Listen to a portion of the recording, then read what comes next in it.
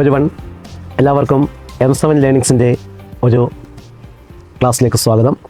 നമ്മളിന്നിവിടെ discuss ചെയ്യുന്നത് prison officer men നടന്ന PSC എക്സാമുമായി ബന്ധപ്പെട്ട ക്വസ്റ്റ്യൻസ് ആണ്.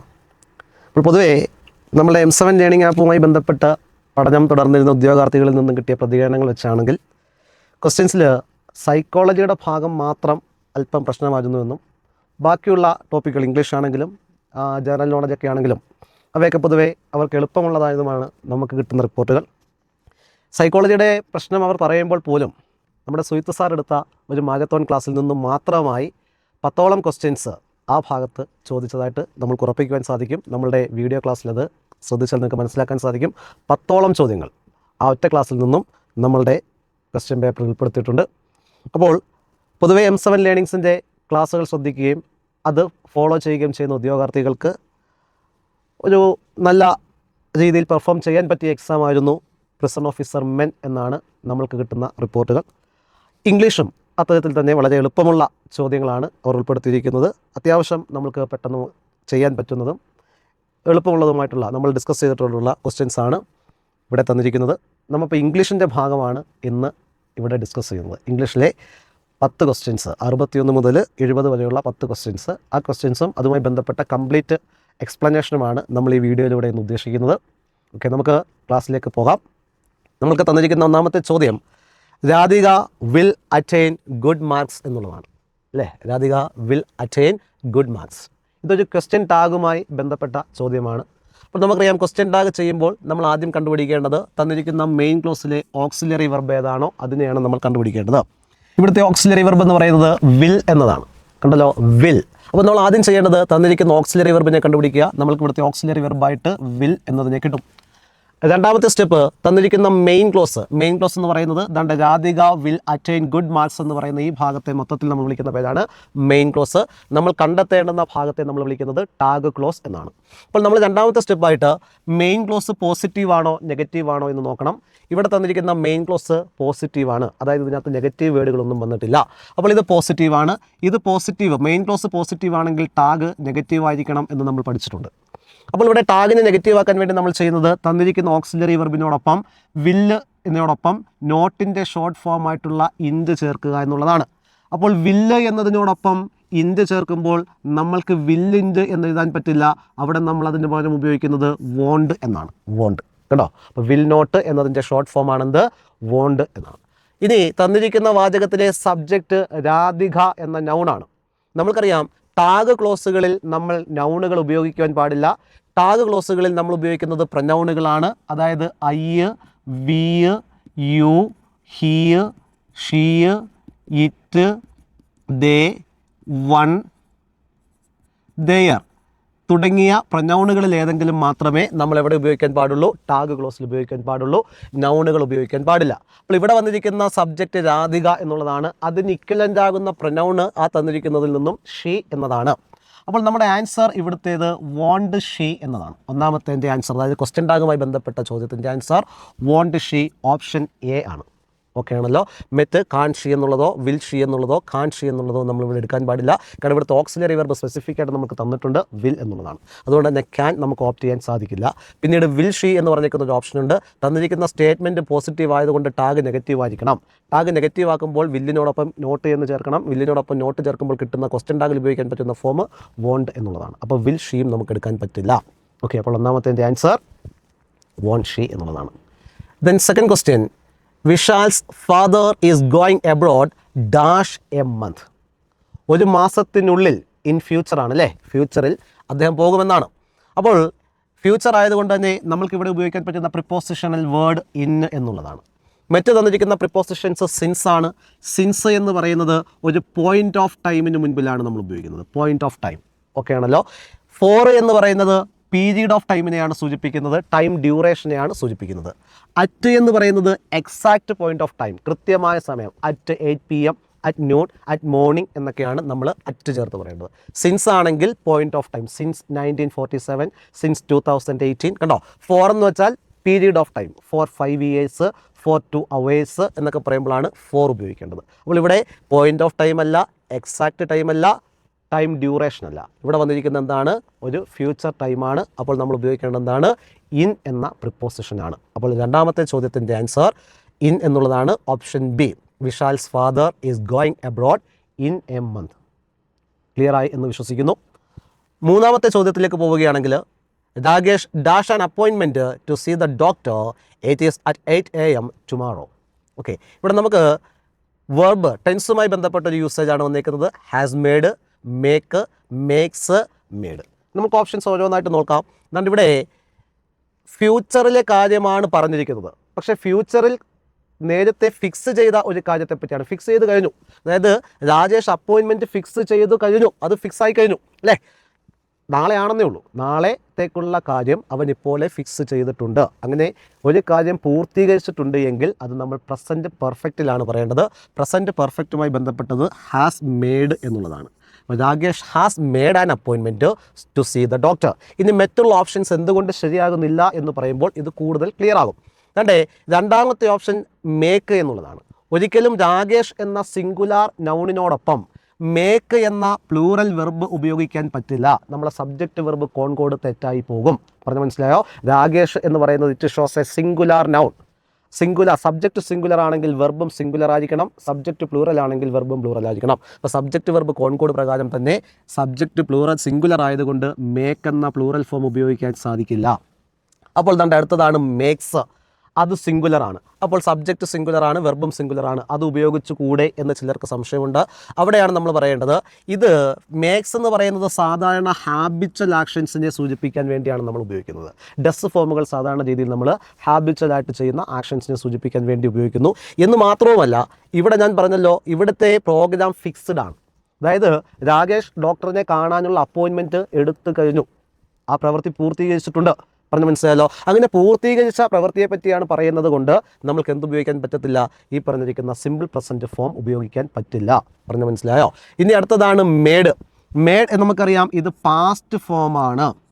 ഇവിടെ ഫ്യൂച്ചറിലേക്കുള്ള ഇമ്മീഡിയറ്റ് ഫ്യൂച്ചറിലേക്കുള്ള കാര്യം പറയുന്നുണ്ട്. ഇമ്മീഡിയറ്റ് ഫ്യൂച്ചറിലേക്കുള്ള കാര്യമാണ് പറയുന്നത് കൊണ്ട് തന്നെ നമുക്ക് പ്രസൻറ്റ് ടെൻസുകളെ ആശ്രയിക്കാൻ സാധിക്കുകയുള്ളൂ, പാസ്റ്റ് ടെൻസിനെ ആശ്രയിക്കാൻ പറ്റില്ല. മേഡ് പാസ്റ്റ് ഫോം ആയതുകൊണ്ട് അതും നമുക്ക് സ്യൂട്ടാകില്ല. അപ്പോൾ ഓർക്കുക, ഈ സെൻറ്റൻസിൽ നമ്മൾ പൂർത്തീകരിച്ചിരിക്കുന്ന ഒരു പ്രവൃത്തിയെ പറ്റിയാണ് പറയുന്നത്. പൂർത്തീകരിച്ചിരിക്കുന്ന പ്രവൃത്തി ആയതുകൊണ്ട് തന്നെ ഫ്യൂച്ചറിലേക്കുള്ള പ്രവൃത്തിയാണ് എന്നുള്ള കാര്യം കൂടി ഓർക്കുക. ഫ്യൂച്ചറിലേക്ക് ചെയ്യാനുള്ള കാര്യം ഇവിടെ പൂർത്തീകരിച്ചിരിക്കുന്നു അല്ലേ? അപ്പോൾ അതുകൊണ്ട് തന്നെ നമ്മൾ എന്ത് ചെയ്യുക, പ്രസൻറ്റ് പെർഫെക്റ്റ് ടെൻസിൽ അതിനെ ഉപയോഗിക്കുക. Present perfect tense. ഓക്കെ ആണല്ലോ? ഇതിനടുത്തതാണ്, which of the following words is the antonym of optimism അല്ലേ? ഒപ്റ്റിമിസം എന്നതിൻ്റെ അൻറ്റോണിം എന്താണ്? അൻറ്റോണിം എന്ന് വെച്ചാൽ ഓപ്പോസിറ്റ് വേർഡ് എന്നുള്ളതാണ്. ഒപ്റ്റിമിസം നമുക്കറിയാം എന്താണ് ഒപ്റ്റിമിസം, ശുഭാപ്തി വിശ്വാസം എന്നുള്ളതാണ്. അപ്പോൾ അതിന് നേരെ ഓപ്പോസിറ്റായിട്ട് വരുന്ന ഇവിടുത്തെ വാക്ക് പെസിമിസം എന്നുള്ളതാണ്. പെസിമിസം, ഇതാണ് ഇവിടുത്തെ ആൻസർ, പെസിമിസം. ഓക്കെ, അപ്പോൾ ബാലൻസ് വാക്കുകൾ എന്തൊക്കെയാണ് നമുക്ക് നോക്കാം. അടുത്തതാണ് സ്കെപ്റ്റിസിസം എന്ന് പറഞ്ഞേക്കുന്ന വാക്ക്. സ്കെപ്റ്റിസിസത്തിന് ഓപ്പോസിറ്റ് ആകുന്ന അല്ലെങ്കിൽ അൻറ്റോണിംസ് ആകുന്ന വാക്കുകൾ നമുക്ക് ഫെയ്ത്ത് അല്ലെങ്കിൽ ബിലീഫ് എന്നൊക്കെ പറയാം. ഫെയ്ത്ത് അല്ലെങ്കിൽ ബിലീഫ് എന്നൊക്കെ നമുക്ക് പറയാം. സ്കെപ്റ്റിസിസം എന്നതിൻ്റെ അൻറ്റോണിം ആകുന്ന വാക്കുകളാണ്. രണ്ടാമത്തെ വാക്കാണ് ഫെനറ്റിസിസം. ഫെനറ്റിസിസം എന്ന് വെച്ചാൽ മോഡറേഷൻ അല്ലെങ്കിൽ ടോളറൻസ് കേട്ടോ. മോഡറേഷൻ അല്ലെങ്കിൽ ടോളറൻസ്, മോഡറേഷൻ ഓർ ടോളറൻസ് എന്ന് പറഞ്ഞേക്കുന്ന വാക്ക് നമുക്കിവിടെ ഉപയോഗിക്കാവുന്നതാണ്. Moderation or tolerance. അടുത്തതാണ് ഫിലാന്ത്രോപ്പിസം. നമുക്കറിയാം എന്താ ഫിലാന്ത്രോപ്പിസം? മനുഷ്യ സ്നേഹം എന്നാണ്. അവിടെ നമുക്ക് മിസാന്ത്രോപ്പിസം അല്ലെങ്കിൽ മിസാന്ത്രോപ്പി എന്ന് പറയാം. മിസാന്ത്രോപ്പിസം അല്ലെങ്കിൽ മിസാന്ത്രോപ്പി എന്ന് നമുക്ക് ഉപയോഗിക്കാവുന്നതാണ്. ഓക്കെ ആണല്ലോ? അപ്പോൾ തന്നെ which of the following words is the antonym of optimism. Optimism എന്നതിൻ്റെ അൻറ്റോണിം ആണ് ചോദിച്ചിരിക്കുന്നത്. ഒപ്റ്റിമിസം എന്നതിൻ്റെ അൻറ്റോണിം പെസിമിസമാണ്. അപ്പോൾ ഇവിടുത്തെ ആൻസർ പെസിമിസമാണ്. നമ്മൾ മറ്റുള്ള തന്നിരിക്കുന്ന വാക്കുകളുടെ കൂടി എന്താണ് അൻറ്റോണിംസ് പറയുകയാണ്. സ്കെപ്റ്റിസിസം എന്നതിൻ്റെ അൻറ്റോണിമായിട്ട് നമുക്ക് ഉപയോഗിക്കാൻ പറ്റുന്ന വാക്കുകളാണ് ഫെയ്ത്ത് ഓർ ബിലീഫ്. ഓക്കെ, അതുകൊണ്ട് തന്നെ ഫെനറ്റിസിസം എന്നതിന് ഉപയോഗിക്കാൻ പറ്റുന്നതാണ് മോഡറേഷൻ ഓർ ടോളറൻസ് എന്ന് നമുക്ക് പറയാം. Moderation or tolerance. അടുത്ത ഫിലാന്ത്രോപ്പിസം എന്ന് വെച്ചാൽ അതിൻ്റെ അൻറ്റോണിമായിട്ട് ഉപയോഗിക്കാൻ പറ്റുന്ന വേർഡാണ് പറഞ്ഞേക്കുന്ന മിസാന്ത്രോപ്പിസം അല്ലെങ്കിൽ മിസാന്ത്രോപ്പി എന്ന് പറയുന്നത്. ഓക്കെ, ദെൻ അടുത്തതാണ് which of the following idiomatic expression has the meaning to reveal the secret. SCERT പുസ്തകത്തിൽ നിന്നും ഡയറക്റ്റ് ചോദിച്ചിരിക്കുന്ന ഒരു ചോദ്യമാണ്. SCERTയുടെ പുതിയ 10ാം ക്ലാസ്, അതായത് 2025, 2026 ഇപ്പോൾ കഴിഞ്ഞ SSLC എക്സാമിന് ഉപയോഗിക്കുന്ന 10ാം ക്ലാസ്സിലെ പാഠപുസ്തകത്തിലെ 1ാമത്തെ യൂണിറ്റിൻ്റെ അവസാനം അവർ 4 ഇഡിയംസ് കൊടുത്തിട്ടുണ്ട്. ആ 4 ഇഡിയംസ് എന്ന് പറയുന്നത് ഇവയാണ്: സ്പിൽ ദ ബീൻസ്, അതേകൂട്ട് തന്നെ ഹോൾഡ് യുവർ ടങ്ക്, അതേകൂട്ട് തന്നെ a piece of cake, icing on the cake. ഈ 4 എണ്ണമാണ് ചോദിക്കുന്നത്. ഇതിനകത്ത് ഐസിങ് ഓൺ ദ കേക്ക് എന്ന ഇഡിയം ഒഴിച്ച് ബാക്കി 3 എണ്ണവും, അതായത് spill the beans, hold your tongue, a piece of cake, ഈ 3 എണ്ണവും ഇപ്പോൾ നടന്ന പല എക്സാമുകളിലും പല ആവർത്തി ചോദിച്ചിട്ടുണ്ട്. ഐസിങ് ഓൺ ദ കേക്കാണ് ഇതേവരെ ചോദിക്കാത്ത, അതായത് പുതിയ പാഠപുസ്തകത്തിൽ നിന്നും 1ാമത്തെ യൂണിറ്റിൽ നിന്നും ചോദിക്കാത്ത ഒരേ ഒരു ഇഡിയം എന്ന് പറയുന്നത്. അപ്പോൾ ഇത് SCERT പാഠപുസ്തകത്തിൽ നിന്ന് വന്നിരിക്കുന്നതാണ്. 1ാമത്തെ യൂണിറ്റിൽ, 10ാം ക്ലാസ്സുകാരുടെ 1ാമത്തെ യൂണിറ്റിലെ ആദ്യത്തെ ലാംഗ്വേജ് ആക്ടിവിറ്റീസ് ആയിട്ടാണ് ഇഡിയംസ് അവർ ഉൾക്കൊള്ളിച്ചിരിക്കുന്നത്. അതുകൊണ്ട് അപ്പോൾ ഇവിടെ വന്നേക്കുന്നതാണ് to reveal the secret. To reveal the സീക്രട്ടിൻ്റെ meaning to spill the beans എന്നുള്ളതാണ്. ടു സ്പിൽ ദ ബീൻസ്, കണ്ടോ, to spill the beans. To spill the beans എന്ന് പറഞ്ഞേക്കുന്ന ഇഡിയത്തിൻ്റെ മീനിങ് ആണ് റിവീൽ എ സീക്രട്ട് എന്ന് പറയുന്നത്. പറഞ്ഞു മനസ്സിലായല്ലോ? അപ്പോൾ ഇവിടുത്തെ ഇഡിയം എന്ന് പറയുന്നത് എന്താണ്? ഇഡിയംസ് എന്ന് വെച്ചാൽ, ഇഡിയംസ് എന്ന് വെച്ചാൽ ലിറ്റററി മീനിങ് ഇല്ലാത്ത പ്രയോഗങ്ങളാണ് ഇഡിയംസ്. എന്താണ് ലിറ്റററി മീനിങ് ഇല്ലാത്ത പ്രയോഗങ്ങൾ എന്ന് വെച്ചാൽ? ഫോർ എക്സാമ്പിൾ, ഇപ്പോൾ നമ്മളിവിടെ പറയുകയാണ് സ്പിൽ ദ ബീൻസ്. ഇവിടെ എഴുതി വെച്ചിരിക്കുന്ന വാക്കുകളുടെ അർത്ഥം വെച്ചിട്ടല്ല അതിൻ്റെ ഉപയോഗത്തിൻ്റെ മീനിങ് എടുക്കുന്നത്. സ്പിൽ ദ ബീൻസ് എന്ന് വെച്ചാൽ അതിലെ വാക്കുകളുടെ അർത്ഥം നോക്കിയാൽ സ്പിൽ ചെയ്യുക, പൊളിക്കുക. ബീൻസ് എന്ന് പറഞ്ഞാൽ ബീൻസ് പയർ, ബീൻസ് പയർ പൊളിക്കുക എന്നല്ല സ്പിൽ ദ ബീൻസ് എന്ന് വെച്ചാൽ അതിൻ്റെ അർത്ഥം. അതിൻ്റെ അർത്ഥം നമ്മൾ ഉപയോഗത്തിൽ വരുമ്പോൾ അതിൻ്റെ അർത്ഥം വരുന്നത് ഒരു രഹസ്യം വെളിപ്പെടുത്തുക. അപ്പോൾ ഇങ്ങനെ എഴുതി വച്ചേക്കുന്ന അർത്ഥമല്ല അവ ഉപയോഗിക്കുമ്പോൾ ഉള്ളത് എങ്കിൽ അത്തരം പ്രയോഗങ്ങളെ, അത്തരം ശൈലികളെ നമ്മൾ ഇംഗ്ലീഷിൽ പറയുന്ന പേരാണ് ഇഡിയംസ്. ഓക്കെ, അപ്പോൾ ഞാൻ പറഞ്ഞല്ലോ 10ാം ക്ലാസ്സിൻ്റെ പുതിയ പാഠപുസ്തകത്തിൽ 4 ഇഡിയംസ് ഉണ്ട്. ഞാൻ ആ 4 ഇഡിയംസ് സാന്ദർഭികമായി ഇവിടെ ഒന്ന് പറഞ്ഞേക്കാം. ഒന്നാമത്തേതാണ് സ്പിൽ ദ ബീൻസ് എന്ന് പറയുന്നത്. അതാണ് നമ്മുടെ എക്സാമിന് ചോദിച്ചത്. അതിൻ്റെ meaning to reveal a secret എന്നുള്ളതാണ്. രണ്ടാമത്തെ പാഠപുസ്തകത്തിൽ വന്നിരിക്കുന്ന രണ്ടാമത്തേതെന്ന് പറയുന്നത് ഹോൾഡ് യുവർ ടങ്ക് എന്നുള്ളതാണ്. ഹോൾഡ് യുവർ ടങ്ക് എന്നതിൻ്റെ മീൻസ് കീപ് സൈലൻസ് എന്നുള്ളതാണ്. Hold your tongue, keep silence. Hold your tongue എന്നാണ്, കീപ്പ് സൈലൻസ്. മൂന്നാമത്തേത് എന്ന് പറയുന്നത് എ പീസ് ഓഫ് കേക്ക് എന്നുള്ളതാണ്. അതും എക്സാമിന് ചോദിച്ചിട്ടുള്ളതാണ്. ഈ അടുത്ത സമയത്ത് ചോദിച്ചതാണ് a piece of cake. A piece of കേക്കിൻ്റെ മീനിങ് എന്ന് വെച്ചാൽ സംതിങ് ഈസി ടു ഡു അല്ലെങ്കിൽ ഈസി ടാസ്ക് എന്നാണ്. സംതിങ് ഈസി ടു ഡു അല്ലെങ്കിൽ easy task. A piece of cake എന്നാണ്. എ പീസ് ഓഫ് കേക്കിൻ്റെ മീനിങ് എന്താണ്?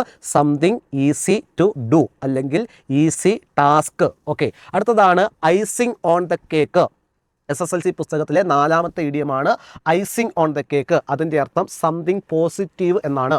Something positive. ഓക്കെ ആണല്ലോ? അതാണ് പാഠപുസ്തകത്തിൽ നിന്നും ഇതുമായി ബന്ധപ്പെട്ട് ഇതിനോട് ചേർന്ന് SCERT പാഠപുസ്തകത്തിൽ കൊടുത്തിരിക്കുന്ന മറ്റ് 3 ഇഡിയംസ്. ഇനി ഇവിടെ തന്നിരിക്കുന്നതൊക്കെ നമുക്കൊന്ന് ചെക്ക് ചെയ്യാം. ഇവിടെ തന്നിരിക്കുന്ന കാര്യങ്ങൾ സ്പിൽ ദ ബീൻസ് നമ്മൾ പറഞ്ഞു. അടുത്താണ് at the drop of a hat, അല്ലേ? At the drop of a hat, immediately എന്നാണ്. ഇമ്മീഡിയറ്റ്ലി കേട്ടോ. At the drop of a hat എന്താണ്? ഇമ്മീഡിയറ്റ്ലി എന്നാണ് അതിൻ്റെ മീനിങ്. അടുത്ത വന്നിരിക്കുന്നതാണ് a bolt from the blue. Something sudden and completely unexpected എന്നാണ്. കണ്ടോ? Something sudden and completely unexpected. A bolt from the blue. കണ്ടല്ലോ? എന്താണ് a bolt from the blue? Something sudden and unexpectedly, അല്ലേ? Something sudden and completely unexpected. Something sudden and completely unexpected എന്നാണ് എന്തിൻ്റെ meaning? A bolt from the blue. അടുത്താണ് call a spade എന്ന് പറഞ്ഞേക്കുന്നത് to speak honesty and directly എന്നാണ്. എങ്ങനെയാണ്? To speak honestly and directly. കേട്ടോ? To speak honestly and directly. അതാണ് call a spade. Okay ആണല്ലോ? എന്താണ്? To speak honestly and directly. Okay ആണല്ലോ? ഇതാണ് ഇഡിയംസ് എന്ന് പറയുന്നത്. ഓക്കെ, അപ്പോൾ നമ്മൾ വെറുതെ ആൻസറുകൾ മാത്രം പറഞ്ഞു പോവുകയല്ല. അത്തരത്തിലുള്ളൊരു വീഡിയോ അല്ല നമ്മളിവിടെ ചെയ്യുന്നത്. നമ്മളുടെ ഒരു വീഡിയോസും അങ്ങനെ ആയിരിക്കുകയില്ല. നമ്മൾക്ക് തന്നിരിക്കുന്ന ഓപ്ഷൻസിൽ ഒരു ശരി ആൻസറുകളും 3 തെറ്റ് ഓപ്ഷൻസുമാണുള്ളത്. നമ്മൾ തീർച്ചയായിട്ടും ക്ലാസ് ഡിസ്കസ് ചെയ്യുമ്പോൾ അല്ലെങ്കിൽ ക്വസ്റ്റ്യൻ പേപ്പർ ഡിസ്കസ് ചെയ്യുമ്പോൾ ശരി എങ്ങനെ വന്നുവെന്നും തെറ്റുകൾ എങ്ങനെ തെറ്റുന്നു എന്നും നമ്മൾ പറഞ്ഞിരിക്കും. ഓക്കെ ആണല്ലോ? അതാണ് നമ്മളിവിടെ പറഞ്ഞുകൊണ്ടിരിക്കുന്നത്. നമ്മുടെ ഈ തന്നിരിക്കുന്ന ആദ്യത്തെ 5 ക്വസ്റ്റ്യൻസും നമ്മൾ എല്ലാ കാര്യങ്ങളും ഡീറ്റെയിൽഡായിട്ട് തന്നെ എക്സ്പ്ലെയിൻ ചെയ്തിട്ടുണ്ട്. നമ്മൾ അടുത്ത ക്വസ്റ്റ്യനിലേക്ക് പോവുകയാണ്. Find out the correctly spelt word എന്നുള്ളതാണ്. അക്കോമഡേഷൻ എന്ന് പറഞ്ഞേക്കുന്ന വാക്കിൻ്റെ കറക്റ്റ് സ്പെൽറ്റ് വേർഡാണ്. അക്കോമഡേഷൻ ആകുമ്പോൾ CCM, അത് ഓർത്ത് വെച്ചാൽ മതി. 2 C ഉണ്ടായിരിക്കണം, 2 M ഉണ്ടായിരിക്കണം. അങ്ങനെ വന്നേക്കുന്ന ഓപ്ഷൻ ഏതാണ്? ഇവിടെ വന്നേക്കുന്നത് അക്കോമഡേഷൻ. അക്കോമഡേഷൻ ഓപ്ഷൻ D ആണ്. ഇവിടെയും CCയും M ഒക്കെ ഉണ്ട്. പക്ഷേ അവിടെ DMA എന്നാണ് വന്നിരിക്കുന്നത്. അതവിടെ മിസ്റ്റേക്കാണ്. അക്കോമഡേഷൻ എന്നാണ്. അപ്പോൾ നമ്മളിവിടുത്തെ കറക്റ്റ് ആൻസർ വരുന്നത് ഓപ്ഷൻ D ആണ്, അക്കോമഡേഷൻ. ഓക്കെ ആണല്ലോ? അക്കോമഡേഷൻ. ബാക്കിയുള്ളതെല്ലാം തെറ്റായിട്ടുള്ള സ്പെല്ലിങ്ങുകളാണ്. അടുത്തതാണ് the train dash the station എന്നുള്ളതാണ്. അത് നമ്മളുടെ ആൻസർ എന്ന് പറയുന്നത് കാൾ അറ്റ് എന്നുള്ളതാണ്. അതാണ് കാൾ അറ്റ്. ഓപ്ഷൻ A ആണ്, call at. Okay, call at, the train call at the station എന്നുള്ളതാണ്. അവിടുത്തെ ഫ്രേസൽ വെർബുകളാണ് ഇവിടെ വന്നിരിക്കുന്നത്. എന്താണ് ഫ്രേസൽ വെർബുകൾ എന്ന് അറിഞ്ഞിരിക്കണം. ഫ്രേസൽ വെർബ്സ് എന്താണ് ഫ്രേസൽ വെർബ്സ് എന്ന് ചോദിച്ചാൽ it is the combination of a verb with a preposition എന്നാണ്. എന്താണ്? It is the combination of a verb with a preposition അല്ലേ? It is the combination of a verb with a preposition എന്നാണ്. It is the combination of a verb with a preposition. അതായത് ഒരു വെർബും ഒരു പ്രിപ്പോസിഷനും കൂടെ ചേർന്ന് വരുന്ന കോമ്പിനേഷനെ നമ്മൾക്ക് എന്തെന്ന് വിളിക്കാം? Phrasal verb. ഇവിടെ വന്നിരിക്കുന്ന ഫ്രേസൽ വെർബുകളും അവയുടെ മീനിങ് എന്ന് പറയാം. ഒന്നാമത്തതാണ് കോളറ്റ്. കോളറ്റ് എന്ന് വെച്ചാൽ to stop briefly at a place എന്നാണ്. To stop briefly at a place, അതായത് ഒരു സ്ഥലത്ത് താൽക്കാലിക ഇപ്പോൾ ട്രെയിൻ ഓടി വന്ന് ഒരു സ്റ്റേഷനിൽ നിർത്തുന്നു. ഉണ്ടാ to stop briefly at a place, അതാണ് കോളറ്റ്. അപ്പോൾ കോളറ്റിൻ്റെ മീനിങ് എന്താണ്? To stop briefly at a place. Okay. രണ്ടാമത്തതാണ് call on, to visit summon എന്നുള്ളതാണ്. Call on to visit summon. Okay, call on to visit summon. അടുത്താണ് call for, to require or demand something എന്നാണ്. To require or demand something. To require or demand something. അടുത്തതാണ് call out, to shout loudly എന്നാണ്. To shout loudly അല്ലെങ്കിൽ to summon summon എന്ന അർത്ഥവുമുണ്ട്. To shout loudly അല്ലെങ്കിൽ to summon summon. കേട്ടല്ലോ? To summon വിളിപ്പിക്കുക എന്നുള്ളതാണ്. ടു സമൺ സമ്മൺ, ഈ ഒരു അർത്ഥം കൂടി ഇതിനുണ്ട്.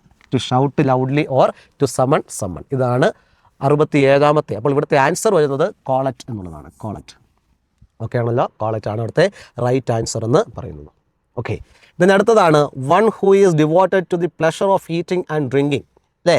അതായത് ഭക്ഷണം കുടിക്കുവാനും ഭക്ഷണം കഴിക്കുവാനും മാത്രം താല്പര്യമില്ലെങ്കിൽ അതിനോട് അതിയായ ആസക്തി കാണിക്കുന്ന ആൾക്കാരെയാണ് നമ്മൾ എന്ത് വിളിക്കും? എപ്പിക്യൂർ എന്ന് വിളിക്കും. എപ്പിക്യൂർ. ഇതാണ്ട് നടക്കുന്നു. ഓക്കെ. അടുത്തതാണ്. അപ്പോൾ ഇതിനകത്തുള്ള വാക്കുകളൊക്കെ എന്താണ് നമുക്ക് ഒന്ന്? ഫ്യൂജിറ്റീവ് ആണ്. എന്താ ഫ്യൂജിറ്റീവ്? എന്താ ഫ്യൂജിറ്റീവ് എന്ന് വെച്ചാൽ? ഫ്യൂജിറ്റീവ് എന്ന് വെച്ചാൽ ഒളിച്ചോടുന്നവൻ എന്നാണ്. ഫ്യൂജിറ്റീവ് എന്ന് വെച്ചാൽ എന്താണ്? ഒളിച്ചോടുന്നവൻ എന്നാണ് അർത്ഥം. ഒളിച്ചോടുന്നവൻ. ഫ്യൂജിറ്റീവ് ഒളിച്ചോടുന്നവൻ എന്നാണ് അർത്ഥം. അടുത്തത് സിനിക് എന്ന് വെച്ചാൽ ഈ നെഗറ്റീവ് തിങ്കിങ് ഉള്ള ആൾക്കാരെയാണ് നമ്മൾ സിനിക് എന്ന് പറയും. നെഗറ്റീവ് തിങ്കിങ് ഉള്ള ആൾക്കാർ. നെഗറ്റീവ് തിങ്കിങ് ഉള്ള ആൾക്കാരെയാണ് നമ്മൾ എന്ത് വിളിക്കുന്നത്? സിനിക് എന്ന് പറയും. Scenic.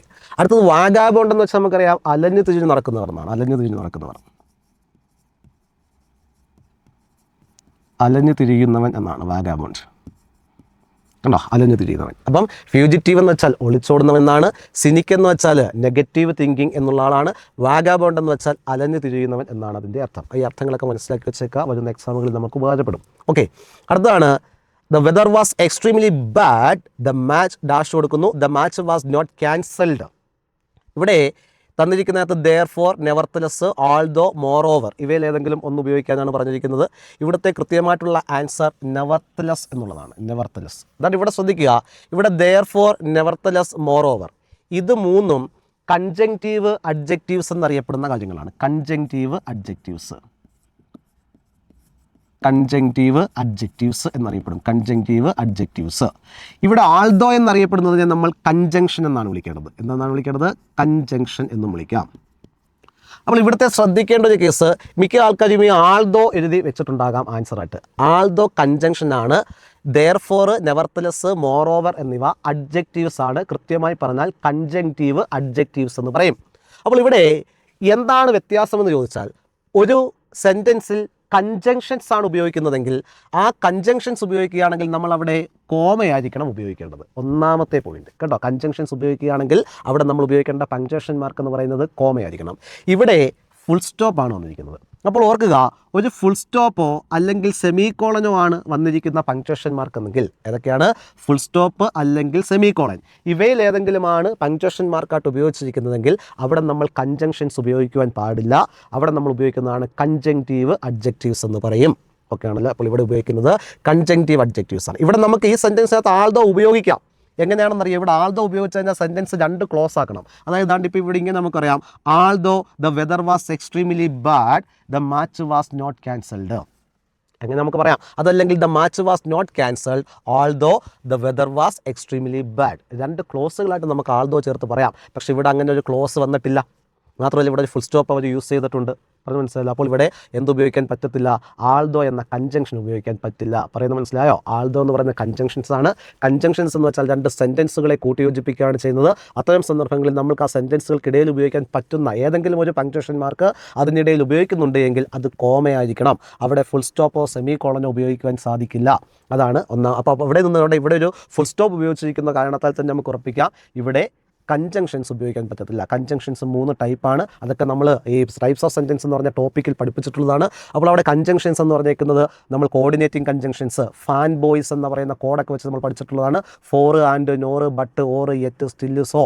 Four and nor but or yet still so, they are coordinating conjunctions. Then second one ആണ് കോ റിലേറ്റിംഗ് കൺജങ്ഷൻസ് എന്ന് പറയും. Either or, neither nor, not only but also, both and, ഇങ്ങനെ അങ്ങോട്ട് പോകുന്ന 2 ഭാഗങ്ങൾ ചേർന്ന കൺജങ്ഷൻസ് ആണ് കോ റിലേറ്റിംഗ് കൺജങ്ഷൻസ്. മൂന്നാമത്തേതാണ് subordinating conjunctions. If, as if, though, although, even though, unless, till, because എന്നങ്ങോട്ട് പോകുന്നതാണ് എന്തെന്ന് പറഞ്ഞേക്കുന്നത് സബോർഡിനേറ്റിംഗ് കൺജങ്ഷൻസ്. അപ്പോൾ കൺജങ്ഷൻസ് വരികയാണെങ്കിൽ ആ സെൻറ്റൻസിൽ ഉപയോഗിക്കുന്ന പങ്ക്ച്വേഷൻ മാർക്ക് കോമ ആയിരിക്കണം. ഇവിടെ ഫുൾ സ്റ്റോപ്പ് ആണ്. അപ്പോൾ ഇവിടെ കൺജങ്ഷൻ ഉപയോഗിക്കാൻ പറ്റില്ല. പിന്നീട് ഉപയോഗിക്കാൻ പറ്റുന്നതാണ് ഈ തന്നിരിക്കുന്ന കൺജങ്റ്റീവ് അഡ്ജക്റ്റീവ്സ് അല്ലെങ്കിൽ അഡ്ജക്റ്റീവ്സ് ആണ്. ദെയർഫോർ എന്ന് പറയുന്നത് കാരണത്തെ സൂചിപ്പിക്കുന്നതാണ്. ഒരു കാരണം, ഒരു സംഭവം ഉണ്ടാകാനുള്ള കാരണത്തെയാണ് ദെയർഫോർ എന്ന് ഉദ്ദേശിക്കുന്നത്. അപ്പോൾ ഇവിടെ ദെയർഫോർ ഉപയോഗിക്കാൻ സാധിക്കില്ല. മോറോവർ എന്ന് വെച്ചാൽ കൂടാതെ എന്നാണ്, അത് നമുക്ക് ഇവിടെ ഉപയോഗിക്കാൻ പറ്റത്തില്ല. ഇവിടെ നെവർത്തലെസ് എന്നുള്ളതാണ് കൃത്യമായിട്ടുള്ള ആൻസർ. അപ്പോൾ the weather was extremely bad. However അല്ലെങ്കിൽ ഇവിടെ നമുക്ക് എന്ത് ഉപയോഗിക്കുന്നു? ഹൗവർ എന്നുണ്ടായിരുന്നെങ്കിൽ അത് ഉപയോഗിക്കുന്നു. ഹൗവർ അല്ലെങ്കിൽ ബട്ട് എന്ന കൺജങ്ഷൻ ഉണ്ടെങ്കിൽ വേണം ഉപയോഗിക്കുന്നത്. ബട്ട്, ഇവിടെ ബട്ട് വന്നിട്ടില്ല. ഓക്കെ, അപ്പോൾ ബട്ട് വിട്ടേക്കുക. അപ്പോൾ എന്താണ് ഹൗവർ എന്ന് പറയുന്നത് നമുക്ക് ഇവിടെ കൃത്യമായിട്ട് ഉപയോഗിക്കാൻ പറ്റുന്ന ഒരു കൺജങ്റ്റീവ് അഡ്ജക്റ്റീവ് ആണ് ഹൗവർ. ഓക്കെ, അപ്പോൾ ഇവിടെ ഹൗവറും വന്നിട്ടില്ല. ഓക്കെ, അപ്പം ദ വെദർ, അപ്പം അതെന്താ ഇതിൻ്റെ അർത്ഥം? The weather was extremely bad എന്നിരുന്നാലും, അതായത് വെദർ ബാഡ് ആയിരുന്നു എന്നിരുന്നാലും the match was not cancelled. Match എന്ത് ചെയ്തിട്ടില്ല? ക്യാൻസൽ ആയിട്ടില്ല എന്നാണ് അതിൻ്റെ അർത്ഥം. ഓക്കെ, അതായത് അപ്പോൾ സെയിം കാരണമാണ് ഇവിടെ വന്നിരിക്കുന്നത്. അപ്പോൾ നെവർത്തലെസ് എന്നുള്ളതാണ് ഇവിടുത്തെ ആൻസർ. നെവർത്തലെസ്.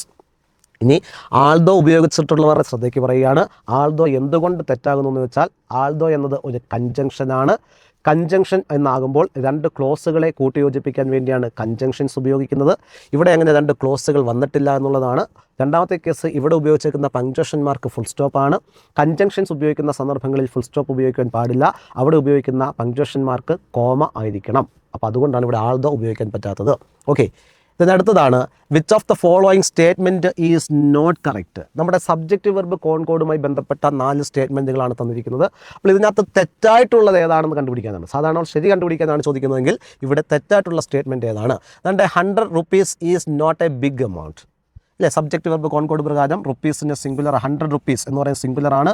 അതുകൊണ്ട് നമ്മൾ സിംഗുലാർ വെർബ് ഉപയോഗിക്കുന്നു. 2000 rupees എന്ന് പറയുമ്പോൾ സിംഗുലർ ആണ്. അപ്പോൾ അവിടെ നമ്മൾ സിംഗുലാർ വെർബ് ഉപയോഗിക്കുന്നു. അപ്പോൾ ഇത് ശരിയായിട്ടുള്ള സ്റ്റേറ്റ്മെൻ്റ് ആണ്.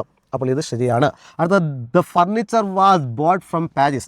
ഇവിടെ ഫർണിച്ചർ എന്ന് പറയുന്നത് അൺകൗണ്ടബിൾ നൗൺ ആണ്. അൺകൗണ്ടബിൾ നൗൺ, അൺകൗണ്ടബിൾ നൗണുകളെ നമ്മൾ സിംഗുലർ ആയിട്ട് കിടക്കുന്നു. അപ്പോൾ ദ ഫർണിച്ചർ വാസ് എന്നുള്ളത് ശരിയാണ്. The furniture was, furniture uncountable ആണ് കേട്ടോ. എന്നാൽ പീസ് ഓഫ് ഫർണിച്ചർ ആണ് പറയുന്നതെങ്കിൽ അത് കൗണ്ടബിൾ ആണ്, മറന്നുപോകല്. പീസ് ഓഫ് ഫർണിച്ചർ എന്നാണെങ്കിൽ കൗണ്ടബിൾ, ഫർണിച്ചർ എന്ന് മാത്രമാണ് പറഞ്ഞിരിക്കുന്നതെങ്കിൽ അൺകൗണ്ടബിൾ. അപ്പോൾ ഇതും സബ്ജക്റ്റ് വെർബ് കോൺകോഡ് ശരിയാണ്. ഇനി every school and college have A play ground, തെറ്റാണ്. എവരി സ്കൂൾ, അതായത് എവരി, ഈച്ച് എന്നിവയൊക്കെ ഉപയോഗിച്ച് 2 നൗണുകളെ കണക്ട് ചെയ്തിട്ടുണ്ടെങ്കിൽ അവിടെ നമ്മൾ അതിൻ്റെ തുടർന്ന് സിംഗുലർ ആയിട്ടുള്ള വെർബേ ഉപയോഗിക്കാവും. അപ്പോൾ every school and college has എന്നായിരിക്കണം പറയേണ്ടത്. ഹാസ്. ഇവിടെ ഉപയോഗിച്ചിരിക്കുന്നവർ ഹാവ് ആണ്. അപ്പോൾ ഇവിടുത്തെ തെറ്റായിട്ടുള്ള ഭാഗം എന്ന് പറയുന്നത് ഈ മൂന്നാമത്തെ അല്ലെങ്കിൽ ഓപ്ഷൻ സി ആണ്. ഇതാണ് ഇവിടുത്തെ ആൻസർ. അടുത്തത് children as well as the teacher have left. നമുക്കറിയാം ഇവിടെ ആസ് വെൽ ആസ് ആണ് വന്നിരിക്കുന്നത്. As well as, as much as എന്നിവയൊക്കെ വന്നാൽ അല്ലേ നമ്മൾ ആദ്യത്തെ സബ്ജക്റ്റിന് പ്രാധാന്യം കൊടുക്കണം. ഇവിടുത്തെ ആദ്യത്തെ സബ്ജക്റ്റ് ദ ചിൽഡ്രൻ എന്നുള്ളതാണ്. ചിൽഡ്രൻ ഒരു പ്ലൂറൽ സബ്ജക്റ്റ് ആയതുകൊണ്ട് വെർബും പ്ലൂറൽ ആയിരിക്കണം. അതുകൊണ്ടാണ് ഹാവ് ലെഫ്റ്റ്. തിരിച്ചാണ് പറഞ്ഞേക്കുന്നതെങ്കിലോ the teacher as well as the children എന്നായിരുന്നുവെങ്കിൽ ഇവിടെ ഹാസ് വന്നേനെ കേട്ടോ. The children as well as the teacher as well as the children, ഈ സെൻറ്റൻസ് തിരിച്ചു വന്നായിരുന്നുവെങ്കിൽ ഇവിടെ ഹാസ് വന്നേനെ. പക്ഷേ ഇവിടെ വന്നിരിക്കുന്നത് the children as well as the teacher. അപ്പോൾ ആസ് വെൽ ആസ് വന്നാൽ ആദ്യത്തെ സബ്ജക്റ്റ് ഏതാണോ അതിനാണ് പ്രാധാന്യം കൊടുക്കേണ്ടത്. അപ്പോൾ ഇവിടുത്തെ ചിൽഡ്രൻ എന്ന് പറഞ്ഞേക്കുന്നത് പ്ലൂറലാണ്. ചിൽഡ്രൻ്റെ സിംഗുലാർ എന്ന് പറയുന്നത് ചൈൽഡാണ്. ഓക്കെ, അപ്പോൾ ഇവിടെ ചിൽഡ്രൻ എന്ന് പറഞ്ഞേക്കുന്ന പ്ലൂറൽ ഫോമാണ് ആദ്യം വന്നിരിക്കുന്നത്. അതുകൊണ്ട് നമ്മൾ പ്ലൂറൽ ഫോം ഓഫ് വെർബ് ഉപയോഗിക്കുന്നു, ഹാവ് ഉപയോഗിക്കുന്നു. അപ്പോൾ അതുകൊണ്ട് ഓർത്ത് വെച്ചേക്കുക, സിംഗുലറും പ്ലൂറലും ജസ്റ്റ് ഒന്ന് അറിഞ്ഞു വെച്ചേക്കണം. സിംഗുലറും പ്ലൂറലും. ഓക്സിലറി വെർബുകളിൽ സിംഗുലർ ഏതൊക്കെയാണ്, പ്ലൂറൽ ഏതൊക്കെയാണ് എന്ന് പഠിക്കുക. ഓക്സിലറി വെർബുകളിൽ ഈസ്, വാസ്, ഡസ്, ഹാസ്. അതായത് ഇവയെല്ലാം നോക്കി ഇതിൻ്റെ എല്ലാം അവസാനത്തെ അക്ഷരം എസ് ആണ്. ഈസ്, വാസ്, ഡസ്, ഹാസ് എല്ലാം എസ് കൊണ്ടാണ്. ഇതെല്ലാം സിംഗുലറാണ്. ഇതിനൊക്കെ പ്ലൂറൽ ഫോം ഉണ്ട്. ഈസിൻ്റെ പ്ലൂറൽ ഫോം ആറാണ്, വാസിൻ്റേത് വെയറാണ്, ഡസ്സിൻ്റേത് ഡൂ ആണ്, ഹാസിൻ്റെ പ്ലൂറൽ ഫോം ഹാവ് ആണ്. കണ്ടോ, ഈ 4 ഓക്സിലറി വെർബുകളാണ് സിംഗുലർ എന്നും പ്ലൂറൽ എന്നും വ്യത്യാസമുള്ള ഓക്സിലറി വെർബുകൾ. അപ്പോൾ ഈസിൻ്റെ പ്ലൂറൽ ഫോം 6, വാസിൻ്റേതാണെങ്കിൽ വെയർ, ഡസ്സിൻ്റേത് ഡു, ഹാസിൻ്റേത് ഹാവ്. ഓക്കെ ആണല്ലോ. അപ്പോൾ നമ്മളെ 70ാമത്തെ ചോദ്യത്തിൻ്റെ ആൻസർ ഓപ്ഷൻ സി ആണ് right answer. Option C. Okay, നമുക്ക് 10 ചോദ്യങ്ങളായിരുന്നു ഉണ്ടായിരുന്നത്. ഇത് എക്സ്പ്ലെയിൻ ചെയ്തപ്പോൾ തന്നെ നിങ്ങൾക്ക് ഇതിൻ്റെ ഒരു നിലവാരം മനസ്സിലായി കാണും. പൊതുവെ അത്ര ടഫായിട്ടുള്ള ക്വസ്റ്റ്യൻസ് ഒന്നുമല്ല PSC നമുക്ക് വേണ്ടി തന്നിരിക്കുന്നത്. പ്രത്യേകിച്ചും ഇതൊക്കെ ഈ തന്നിരിക്കുന്ന ദോ ആൾത് ഇതിൻ്റെയൊക്കെ വർക്കുകൾ, നെവർത്തലെസ്, മോർ ഓവർ, ഇതൊക്കെ SCERT-ക്കകത്തു നിന്നുള്ള ക്വസ്റ്റ്യൻസ് ആണ് കേട്ടോ. SCERT പുസ്തകങ്ങളെ ആശ്രയിച്ച് തന്നെയാണ് ഇവിടെയും ചോദ്യങ്ങൾ വന്നിരിക്കുന്നത്. ഓക്കെ ആണല്ലോ. അപ്പോൾ 10 ക്വസ്റ്റ്യൻസും നമ്മൾ എക്സ്പ്ലെയിൻ ചെയ്തിട്ടുണ്ട്. സമഗ്രമായിട്ടുള്ള എക്സ്പ്ലനേഷനാണ് നമ്മൾ തന്നിരിക്കുന്നത്. നിങ്ങൾക്കത് ഉപകാരപ്പെടുമെന്ന് വിശ്വസിക്കുന്നു. മറ്റൊരു ടോപ്പിക്കുമായി നമുക്ക് മറ്റൊരു ക്ലാസ്സിൽ കാണാം. Thank you.